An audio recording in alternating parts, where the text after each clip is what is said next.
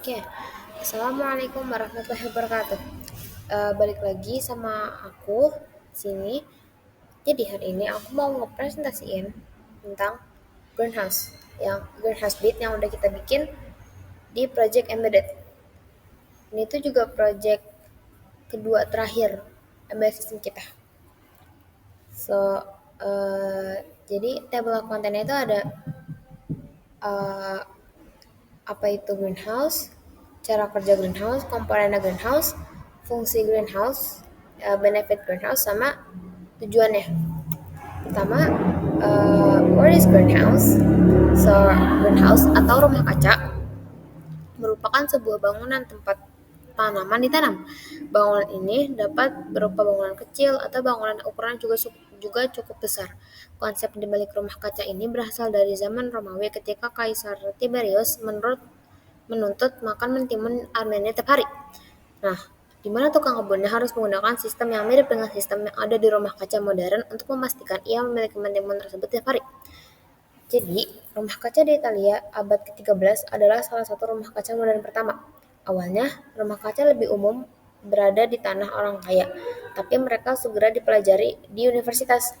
Abad ke-19, barulah kemudian beberapa rumah kaca tersebut dibangun, sedangkan pada abad 20, kubah geodesik semakin populer untuk digunakan banyak rumah kaca.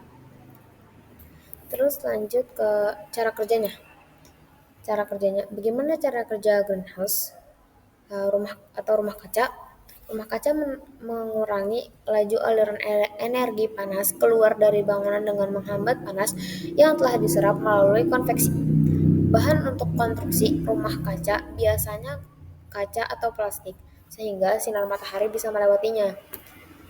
Oh ya, sinar matahari ini merupakan bagian integral dari rumah kaca, sehingga suhu menjadi tetap hangat karena sinar matahari memanaskan tanah yang dalam rumah kaca.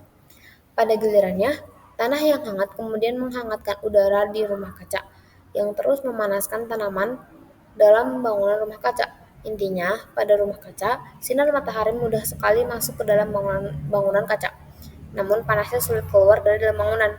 Gitu. Nah, kita juga pakai 4 sensor yang kita pakai di project kali ini. Yaitu ada komponen sensor pertama, yaitu ESP0. Nah, atau ESP8266. Nah, apa sih itu? Jadi, ESP8266 merupakan platform yang sangat mudah tapi benar-benar efektif untuk digunakan berkomunikasi atau kontrol melalui internet, baik digunakan secara standalone atau berdiri sendiri maupun dengan menggunakan microcontroller tambahan. Di pasaran, ada beberapa tipe dari keluarga ESP8266 yang beredar, tapi yang paling banyak dan mudah dicari di Indonesia itu adalah yang kita pakai ini, yaitu ESP0, ESP7, dan ESP12. Untuk secara fungsi hampir sama, tapi perbedaannya terletak pada pin GPIO, yaitu General Purpose Input Output pada masing-masing tipe. Gitu. Jadi ini ESP ESP8266 yang kita pakai kita kan pakai microbit kan. Nah, ini expansionnya. Kita pakai TeamSpeak juga. Terus ini gambarnya, nih yang atas ini. Itu ada beberapa pin, 6 apa 8 gitu, aku lupa. Nah, lanjut sensor kedua, sensor DHT11. Sensor DHT11 adalah salah satu jenis sensor yang banyak digunakan pada project microcontroller. Sensor ini memiliki keunikan yaitu dapat membaca suhu, temperatur ruangan, dan kelembapan udara atau humidity. Sensor ini dikemas dalam bentuk kecil dan ringkas, serta harganya yang terjangkau. Kegunaan sensor DHT11 biasanya dipakai pada proyek monitoring suhu ruangan maupun kelembapan udara pada berbagai kondisi ruangan dan lingkungan. Gitu. Di sini ada yang kita pakai di extension yang kita pakai di microbit metode DHT11. Terus ini juga ada gambarnya, tapi ini kepotong. Ya, bentuknya kayak gini. Ini ada Ini ada negatif, outputnya sama positifnya. Lanjut. So, how to sensor DHT is working? Sensor DHT11 merupakan serangkaian komponen sensor dan IC controller yang dikemas dalam satu paket. Sensor ini ada yang memiliki 4 pin dan ada pula 3 pin. Tapi tidak menjadi masalah karena dalam penerapannya nggak ada bedanya, sama aja. Dalam bodi sensor yang berwarna biru atau putih terdapat sebuah resistor yang biru tadi loh, yang gede itu, yang ini. Nih, yang biru ini juga ada yang warna putih. Itu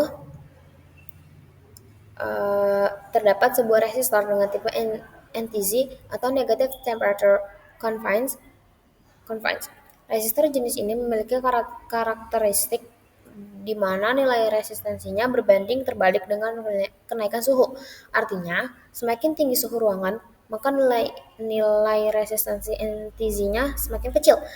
Sebaliknya, nilai resistensi akan meningkat ketika suhu sekitar sensor menurun. Ngerti gak sih? Jadi selain itu di dalamnya terdapat sebuah sensor kelembapan dengan karakteristik resistif terhadap perubahan kadar air di udara. Data dari kedua sensor ini diolah dalam IC controller. IC controller ini akan mengeluarkan output data dalam bentuk single wire bidirectional. Jadi cara kerjanya begitu. Nah, lanjut sensor ketiga itu relay mode. Nah, bentar. Ini kan kita ada 2 relay modul. Ada relay modul pertama sama relay modul kedua. Nah, pokoknya kita di sini sebenarnya kita tuh punyanya relay modul pertama. Tapi karena ada yang ada input yang kurang, akhirnya kita pakai relay modul kedua. Nah, jadi relay adalah saklar atau switch yang dioperasikan secara listrik dan merupakan komponen elektromechanical yang terdiri dari 2 bagian utama, yaitu elektromagnet, coil, dan mechanical, seperangkat kotak saklar atau switch. Relay menggunakan prinsip elektromagnetik untuk menggerakkan kontak saklar sehingga dengan arus listrik yang kecil dapat mengantarkan listrik yang bertegangan lebih tinggi. Ini juga kodenya yang kita pakai, salah satu contoh kodenya. Terus ini bentukannya kayak gini, ini yang relay modul 2. Kalau relay modul 1, ini cuma 1 gitu. Lanjut, function of relay module. Jadi fungsinya relay module itu apa sih? Yang pertama, relay digunakan untuk menjalankan fungsi logika. Yang kedua, relay digunakan membedakan fungsi penggunaan waktu. Nah, yang ketiga, relay digunakan mengendalikan sirkuit tegangan tinggi dengan bantuan dari sinyal tegangan rendah. Terus yang keempat, ada juga relay yang berfungsi untuk melindungi motor ataupun komponen lainnya dari kelebihan tegangan ataupun hubung singkat. Lanjut, yang terakhir itu cell master. Nah, ini tuh komponen utamanya pas kita taruh di tanahnya untuk apa ya? Mengukur ini tanahnya udah anget belum sih, atau ini tanahnya dingin nggak sih gitu. Nah, kelembapan tanah adalah jumlah air yang ditahan di dalam tanah setelah kelebihan air dialirkan. Apabila tanah memiliki kadar air yang tinggi, maka kelembapan air tanah dikurangi melalui evaporasi, transpirasi, dan transport air di bawah tanah. Standar atau acuan dalam mengukur kelembapan tanah yaitu American Standard Method atau ASM. Nah, jadi benefit sama tujuan itu apa sih dari greenhouse itu? Nah, benefitnya itu dengan greenhouse merupakan satu konsep budidaya pertanian modern dan presisi dan dapat mendatangkan berbagai manfaat. Beberapa di antaranya adalah pengaturan jadwal produksi pada era globalisasi. Ini juga dengan cuaca yang tidak menentu dan tidak dapat diprediksi menyebabkan sulitnya menentukan jenis tanaman yang akan produksi. Terus tujuannya? Nah, greenhouse adalah sebuah bangunan yang dibentuk untuk menghindari dan merawat tanaman terhadap segala macam cuaca. Juga kalau dalam bahasa Indonesia itu rumah kaca lah. Nah, thank you for your listening all. Makasih juga udah nonton sampai akhir.